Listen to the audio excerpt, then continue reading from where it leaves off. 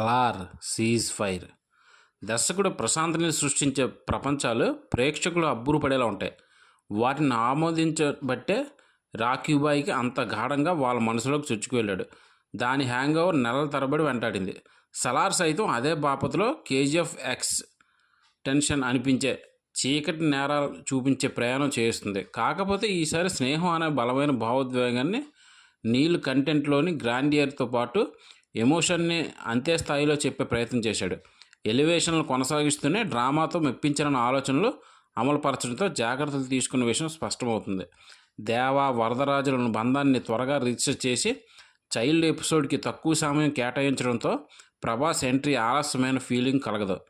కన్సార్లోకి అడుగు పెట్టాక అసలు ఆట మొదలవుతుంది.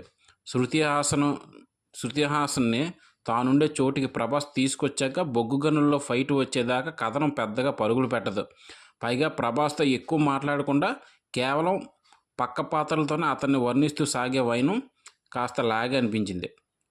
ఇది కొంత లోపంగా ఫీల్ అవుతున్న టైంలోనే గూస్ బంప్స్ అనిపించే ఎపిసోడ్స్తో ఒక్కసారిగా కదలిక తెస్తాడు. అక్కడి నుంచి విశ్రాంతి దాకా అభిమానులకు ఫుల్ మీల్స్ అనిపించే రేంజ్లో వేగం పెరుగుతుంది. దేవా వరదాల కాన్సార్లో అడుగుపెట్టాక సలార్ నెమ్మదిస్తుంది. పార్ట్ 2లో ఏం చెప్పాలో ముందే నిర్ణయించుకోవడం వల్ల సెకండ్ హాఫ్లో ఎక్కువ కంటెంట్ ఇవ్వడానికి ఛాన్స్ లేకపోయింది. దీంతో పోరాటాలు సుదీర్ఘంగా నడిపించారు నీల్. వీటిని హ్యాండిల్ చేయడంలో తన ఇంటెలిజెన్స్ని చూపించారు. తండాకు చెందిన పాపను కాపాడే ఎపిసోడ్లో లెంత్ ఎక్కువైన బోరు కొట్టకుండా కారణం ఇదే. అయితే ఇదే ఫ్లో తుదికంటూ ఉండదు. క్యారెక్టర్లు ఎక్కువైపోవడంతో పూర్తిగా లీనమైతే తప్ప కామన్ ఆడియన్స్కి వాటి మధ్య సంబంధాలు కొంత కన్ఫ్యూజ్ చేసే అవకాశం ఉంది. ఓ రేంజ్లో బిల్డప్ ఇచ్చిన తల్లిని కన్సార్కు తీసుకురాకపోవడంతో వెనక ఏదో ఎత్తుగడ ఉంది. స్టోరీ పరంగా చూసుకుంటే సలార్ కనీ విని ఎరగని కథ కాదు. ఆ మాట విషయానికి వస్తే కెరీర్ ప్రారంభంలోనే ప్రభాస్ రాఘవేంద్రలో ఇదే తరహా క్యారెక్టరైజేషన్తో కనిపించాడు. సగం సినిమా కోపాన్ని అణుచుకోవడం, తర్వాత లావా విస్ఫోటనలో విరుచుకుపడడం అందులో ఉంది. సలార్లో వ్యత్యాసం ఏంటంటే నీల్ హీరో ఎలివేషన్సే నమ్మశక్యం కాకపోయినా రోమాలు నెక్కబొడుచుకునేలా హీరోయిన్ పండిస్తాడు. ఒకేసారి 10 మిషన్ల గల్లు పేల్చినా వందలాది మందిని దూది పింజల్లా విసిరికొట్టిన ఏమాత్రం లాజిక్స్కు గుర్తుకు రానంత మ్యాజిక్ చేశాడు. ఈ అంశం మీద ఎక్కువ దృష్టి పెట్టిన ప్రశాంత్ నీల్ ప్రభాస్ నుంచి దాన్ని పూర్తిగా రాబట్టుకున్నాడు. హీరోకు పట్టుమని 2 పేజీలు లేని డైలాగ్తో ప్రభాస్లో ఎంత పెద్ద కాన్వాయ్ మీద ప్రశాంత్ నీల్ ఆవిష్కరించిన సలార్ ఒక రకంగా చెప్పాలంటే మసాలా ఎక్కువైన హైదరాబాద్ బిర్యానీ లాంటిదే. ఘాటుగా ఉన్న రుచిలో ఆకలి తీర్చడంలో టార్గెట్ చేసుకున్న ఆడియన్స్ని సంతృప్తి చెందుతారు. తల్లి స్నేహితుడు ఈ ఇద్దరిలో సలార్కున్న డ్రామాని ఎక్కువ పండించారని ఇంటర్వ్యూలో చెప్పిన నీల్ దాన్ని మాత్రం సంపూర్ణంగా నెరవేర్చలేదు. వెరైటీ కోసం క్లైమాక్స్లో జాంబీల్ లాంటి గుంపుతో ఫైట్ పెట్టించడం, గేమ్ ఆఫ్ థ్రోన్స్ తరహాలో కాన్సార్ నేపథ్యం రాసుకోవడం డిఫరెంట్గా అనిపించాయి. లోపాలు చాటుమాటుకు భారీతనంతో కొట్టుకుపోయాయి.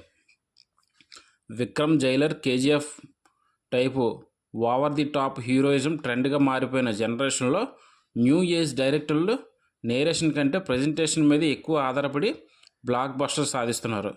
సలార్ ఇదే కోవలోకి చేర్చొచ్చు. అయితే నీల్ తనలో క్రియేటివిటీ బ్లాక్స్ని మరింతగా విస్తరించాల్సిన అవసరం అయితే చాలా ఉంది. ఈ పంతా ఒక స్టేజ్ దాకా రొటీన్ అయిపోవచ్చు. అది ముందే గుర్తించి అడ్వాన్స్ అయిపోతే రాజమౌళిలాగా ఒకే జానర్ ఒకే బ్యాక్డ్రాప్కి కట్టుబడకుండా సరికొత్త ప్రయోగాలతో చరిత్రలు రాయొచ్చు.